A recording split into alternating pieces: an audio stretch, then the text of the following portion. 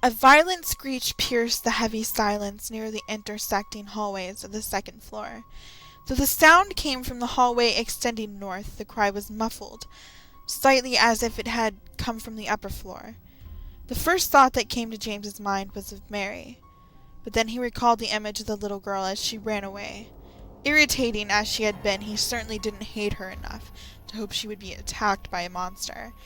He couldn't wish that kind of death on anyone. Rushing in the direction of the screams, James once again came face to face with the monster blocking the north hallway. Without hesitation, James aimed a gun at the creature. "Get the hell out of my way!"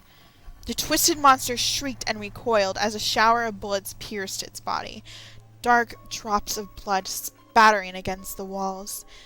At that moment, James felt a rush of exhilaration. There was no need to turn around and flee. He could finally stand his ground and fight back. Though the monster was his enemy and he wouldn't argue that he wanted it dead, his actions didn't feel like murder. No, it was different. It felt more like he was taking advantage of the situation, like he finally had the upper hand. Stepping over the creature's corpse, which now lay unmoving in a pool of blood, James hurried through the hall. His heart sank, however, when the beam of his flashlight fell on yet another shutter blocking his path. Just on the other side, he could see a staircase extending into the darkness. That had to be the way to the main part of the third floor. Acting impulsively, James turned and grabbed the doorknob of the room nearest to the shutter. Thankfully, the door was unlocked. He swung the door open and plunged into the room marked 208. This room was adjacent to room 209, which was located on the other side of the barrier. If he was somehow able to break through the wall that separated the two rooms, he would be able to reach that staircase. That was James's plan anyway. Rushing from the living room into the bedroom, he was able to find the northmost wall. In the middle of the wall sat a large rectangular object. It appeared to be an old grandfather clock. James shoved it out of the way, the clock moving easily over the carpeted floor. What the? He stared at the wall, dumbfounded. There was a gaping hole in the wall behind the clock.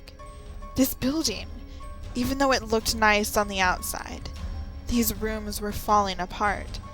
This must really be low-income housing if the owner had used the clock to cover up the crumbling wall until it could be replaced. You'd think they never got around to it. Now James didn't have to waste his energy busting through the wall. Emerging back into the hallway, James hurried up the stairs to the third floor. Where did that scream come from? With little other options left, James went about checking every room. Like the first floor, all the doors seemed to be locked until he reached the door to room 307. James paused, his hand on the doorknob. He could just barely make out sound coming from inside the room. Carefully opening the door, he stepped inside. At first there didn't seem to be anything inside, even though the rustling noise continued. Whatever the commotion was, it was enough to send tremors through the floor. Mary? His wife's name came out barely a whisper as his breath caught in his throat. James stood frozen. By the time he noticed the shadowy movement in the back of the room, there was no time to escape. At that moment, an open closet door caught his eye and he quickly hid inside. He really didn't want to look, but he couldn't help it. Trembling, James peeked through the lattice of the closet door. In the darkness, he could make out the forms of three monsters that seemed to be engaging in some sort of struggle. The two of them were the mannequin-like creatures that he'd encountered in the hallway, but the third was different. It was completely unlike the others. It had the shape of a large man, and appeared to have a huge triangular head that was mottled with dark brown and deep crimson hues. Rust clung to the corroded metal, as if it had seen many countless years of wear and damage. It was a demon. At least that's what James thought. A red demon. A monster. The words printed in the old newspaper article resurfaced in his mind. Is this the same terror that Walter Sullivan felt when he witnessed this bizarre creature? Certainly this thing had the appropriate appearance to be called a demon. Unlike the other monsters, this creature was clothed in a grimy robe and wore dark knee-high boots. Much as the mannequin struggled to pull away from his grip, they were overwhelmed by the pyramid monster's strength. With his large, muscular arms, he was able to break the creature's spines as easily as if they were helpless children. Now painted in their own blood, the two were casually discarded into a heap on the floor.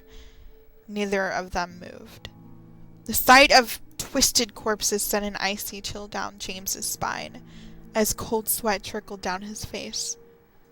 Suddenly, as if sensing his presence, the pyramid creature slowly turned its angular head in the direction of the closet doors. James's heart skipped a beat. He had been so distracted by the horrible scene playing out in front of him that he hadn't noticed the sputtering bursts of static coming from his radio. He frantically dug in his pocket and switched the radio off. Sitting in the cramped closet, completely frozen and not even daring to breathe, James silently prayed that the creature hadn't noticed him. The terrifying silence was broken by heavy footsteps that caused the wooden floors to creak. It was coming towards the closet. James could do nothing but hold his gun at the ready. The sound of ragged metal breathing came from the outside of the door, and the tiny space was quickly filled with the stench of rotting flesh. There's no way I'm going to survive this. There's just no way. James clutched the gun tighter in his shaking hands. Victory goes to the one who makes the first move. For a moment, his despair turned to determination. James pulled the trigger, firing blindly at the monster's direction. Once I run out of bullets, I'm going to die, he thought bleakly through the ear-splitting shots. What hope did he really have of killing this massively strong monster? If anything, he was just going to make it angry.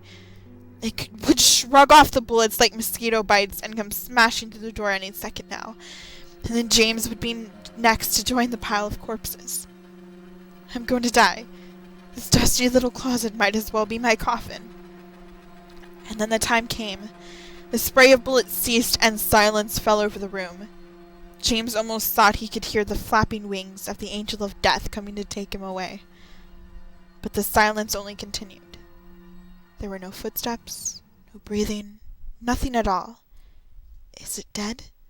Did I really manage to kill it? Relying on that vain hope, he peeked through the latticed door. The room appeared empty. He pushed the door open as quietly as he could, barely breathing as he took a better look. The pyramid monster was gone. Now that he thought about it, while he was loading the creature full of bullets, it had howled as if it was screaming in pain. Maybe it was afraid of the gun and fled. James wasn't fully satisfied with either of these explanations. He just couldn't bring himself to believe in his unlikely victory. It seemed very unlikely that the monster ran away, seeing as the front door was still shut tight. It was like it just disappeared from the room like smoke. As James sat exhausted on the floor, his eyes fell upon the massacred mannequins. A dark red pool spread across the floor underneath their mangled remains. He found that even after his narrow escape from death, he felt no sense of relief. With a stiff body and uneven gait, James left room 307. Why? Why am I seeing all these messed up things? He walked through the dark third-floor hallway, his face still pale. He stopped. On the floor at his feet lay a small key, the one the bratty little girl knocked away. Sure enough, when he shined his flashlight across the hall, he could see the metal screen that had blocked the path before. Where was the girl now? Mary wasn't anywhere on the third floor. There were no people at all. James had come rushing up here like some wannabe hero, only to find the person he'd come to save was a couple of dying mannequins. James climbed down the stairs. He had been distracted by the screams from the third floor before, but now he could at least continue his search. Using the light from the flashlight, he reloaded the handgun, using the box of spare bullets. He also remembered to switch the radio back on. Soon he was back where he started, the first floor entry hall. Last time he was here, he was under the impression that people still lived here, but now he was almost certain that the building was deserted. At least now he didn't have to worry about getting caught. breaking into someone's room. James immediately noticed that the door to room 101 was slightly ajar, even though it was locked the last time he had checked it. Curiously, he pushed the door open and looked around inside. It appeared to be empty. However, he was greeted with an unpleasant sight when the flashlight's beam shined into the small kitchen. It was a corpse. James had almost grown accustomed to the sight of dead monsters, but even with the body badly beaten and the face obscured by shadows, this was clearly a human. As James stood in shock, he heard a pained moan come from the bathroom door. It sounded like a person, but then again the mannequin's screams sounded like a person too. Perhaps it was the monster that killed the resident of the room. There's no way he was going to bust down the bathroom door and find out. He wasn't stupid enough to fall for the same trick twice. Still, this wasn't something he could ignore. Stepping quietly over to the door, James strained his ears and listened for any other sounds coming from inside. Shit. A male voice murmured. So it was a person after all. Even if it wasn't Mary, maybe he had some useful information about her. James opened the bathroom door and found a somewhat chubby man kneeling on the floor. Clutching the toilet tightly, he vomited into the bowl until his stomach was empty, and he could only cough violently. Hey there. Are you all right? James spoke up. The man looked over his shoulder with his round face. He wore a backwards baseball cap on his head, and he seemed to be a bit younger than James. Terror in his eyes, the man shook his head back and forth. It wasn't me. I swear. What? I didn't do anything. He was like that when I found him. It's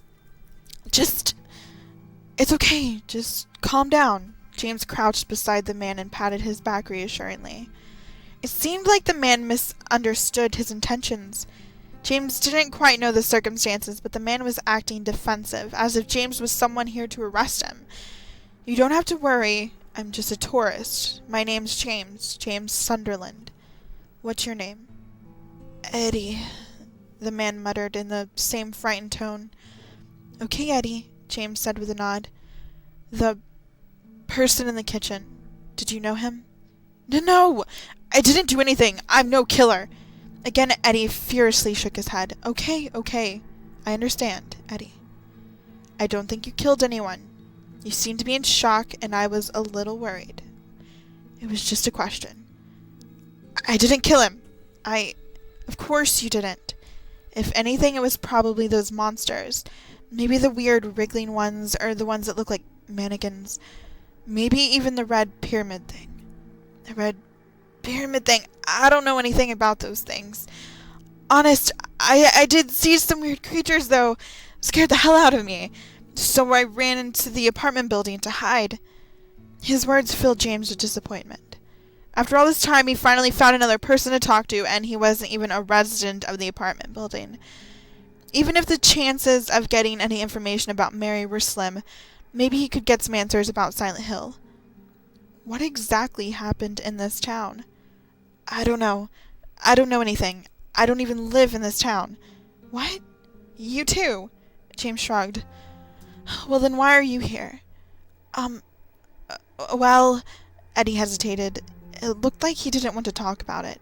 Fine then. But you better hurry up and get out of here. This place isn't right. Yeah. I'll do that. Be careful, alright? Okay. You too, James. At least Eddie seemed to have calmed down. The fear was gone from his expression, and some color had returned to his pale face as they parted. After all that, James wasn't able to find Mary anywhere in the apartment building. However, there was another option. When passing through the courtyard, James had noticed another building adjacent to the Woodside apartments on the west side. Rather than brave the monster-infested Cat Street again, he decided to search for a shortcut. The two buildings were so close that there had to be a way to jump across somehow. Maybe he could find a window in a room on the second floor. Wasting no time, James climbed to the second floor and advanced to the western end of the hallway. Luckily, the window on the other building looked to be missing altogether. Bracing himself, James jumped across and through the window. landing in a forceful manner and rolling across the floor in the adjacent room. As soon as he left the room and entered the hallway, James found himself face to face with yet another mannequin-like creature. Unsurprisingly, the monsters were running rampant in this building too. Aiming his gun without fear or hesitation, James opened fire on the mannequin until it fell lifeless to the ground. Again, he felt the satisfaction of defeating another monster. However, James would have to force himself to start avoiding unnecessary conflict in order to conserve ammo. As it was now, the remaining number of spare bullets was distressingly low. Reaching the end of the second-floor hallway, James descended the stairs. In room 109, an unexpected reunion awaited him.